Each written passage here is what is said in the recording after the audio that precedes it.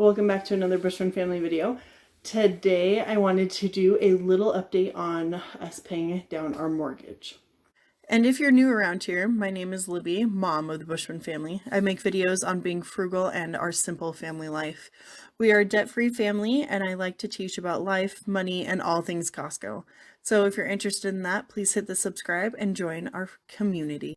We have been tackling and chipping away at our mortgage ever since we bought our house in June of 2019.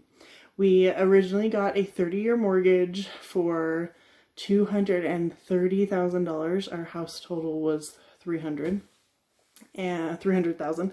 I wish it was $300,000.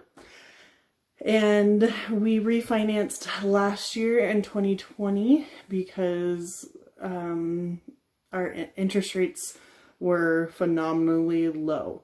So we went from a 4.125 or 4.25, I can't remember, to a 2.99.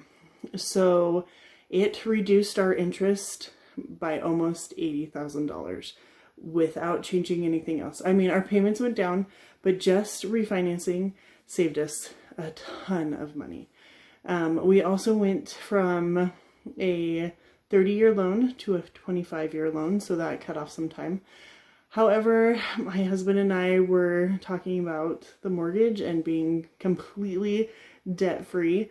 We're debt-free otherwise. We have no consumer debt. We were really lucky to have no student loan debt. And we've paid off our cars and yeah, so we're working on the house. So I have what's called an amortization calculator and calendar. I got it from somebody off of Instagram in 2019, and I cannot remember who it was. Otherwise, I would have linked it down below. But it has been very helpful for me to see that this month we had $300 extra, so we could put that to our mortgage. So how much does it increase our loan amount? How much does it increase how long it will take us to pay off our loan? And how much interest we pay in the long haul? It decreases. So I want to show you ours. It's got some information on it that I'll talk about, and we'll go from there. Here is my calendar. So as you can see up at the top, it's our loan amount. When we refinance, that's what it went to. Our term is 25 years. Our interest is 2.99. And then our first official payment was in September the 1st with our refinance. And our monthly payment is $1,053.96. So it doesn't have our escrow in it. So as you can see, our final payment date was supposed to be the 1st of August in the year 2045. However, we've reduced it a little bit by adding more money to our principal by $2,575. So we've cut it off 4 months. So I wanted to show you our monthly payment amount, how much goes to interest versus principal, which kills me every time. But before we refinanced, so you see interest is $549 and then principal was almost $500. Before we refinanced, principal was like, the most I ever got it was $347. So the rest of it was just going to interest, and it was killing me slowly. Anyway, when we refinanced, it will be much sooner that more will go to principal than will go to interest, which I'm really excited about. Anyway, with all the things going on, we decided not to do any additional payments until January. So as you can see, every month this year, we've added a little extra. Anything that we had extra at the end of the month goes towards our mortgage. So this is what we have done so far. And I mean, it's a big chunk, and it has cut off 4 months of us at the end of our mortgage. This last month in April, we had $1,047.47. And then in May, at the end of May, we could do $367.07. And it's always so random, but I really wanted to get this. So this is where we are right now. We've already paid June's mortgage. I'm a month ahead on paying our mortgage.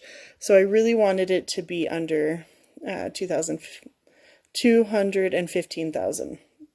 So we've hit that, which is, I mean, it's chiseling away a huge loan. So, and it has dropped it that much, which I'm excited about. As you can tell, we have a long way to go. So we bought our house in 2019, and I would love for us to be mortgage free by the time I'm 45. I'm 35 right now. But we do all of our savings and retirement accounts, and we pay our bills, and then whatever is left over we put towards our mortgage. I can link above our unusual way of paying our mortgage. I feel like most people say to pay yourself first, and we do that by hitting our savings goals and adding to retirement, and then paying our mortgage I'm just trying to whittle away at. Hopefully in the next 10 years our income will increase. Right now I do 3 side hustles, but I basically am a stay-at-home mom. And once my kids are a little bit older and can be more self-sufficient, or I could get a job and pay for childcare when they get home from school. But I'm not there yet. So once I go back to work full-time, or Austin switches jobs or gets increases in pay, we'll be able to whittle away more at those things. I did, however, up his 401k contribution, and he was not happy about it. Right now, you can, in the United States, add $19,500 into your retirement accounts, your 401ks, and then your employer can also add money to it as well if you hit your match. Well, we have never been able to do that. We've never been able to do the 19,000. So I try to increase it when we get bonuses, or when we get income increases. So right now Austin was contributing 15%, and I upped it to 16%, and he was not very happy. He even told me, he went out to lunch and he's like, give me back my 1%. Anyway, I just like to be able to increase it pretty frequently so that we are safe for when we retire.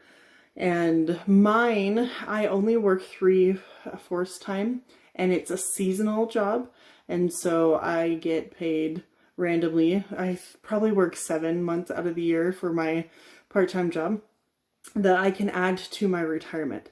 And so I have set mine to 25% to go into our 401k. But let's put it in perspective. I think last year was the most we ever contributed to our 401k, and it was, I think it was a little more than 7,000 for Austin. And last year, I think I probably contributed 8,000. So it's not hitting the matches by any means. But slowly and surely, I'm going to up our retirement. We're going to pay down our mortgage, and then save and do all the other things that we want to do. So it has been pretty interesting. I go back and forth all the time. Pay down the mortgage, invest more, live more. And it has been a really hard balance for me. And I feel like Austin has been pretty even killed that he just goes with the flow, and whatever I decide to do that month, he's down.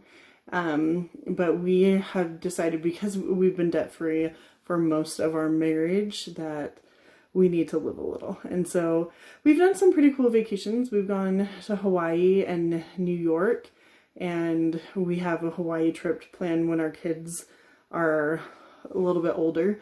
So we do big things like that, and I try to save where I can so that we can do fun adventures. And anyway, so it's a really hard balance between live a little, pay down your mortgage, and invest more.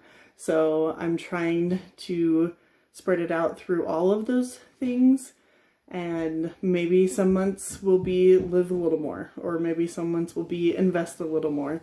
And some months, like you saw for April, where we could put $1,000 towards the principal of our mortgage, like that's huge. And that won't be able to happen every month because Austin and I, we don't make a lot. We're very middle class. And so not higher middle class, just middle class. Anyway, so we are just trying to whittle away at our goals. So I hope you enjoyed this video. Hope you have a wonderful weekend. It's Memorial Day weekend coming up, and hope you guys can get out and enjoy the sunshine. My kids are finally out of school, which they are super excited about, and I'm excited about too. I love summer. Anyway, have a great day.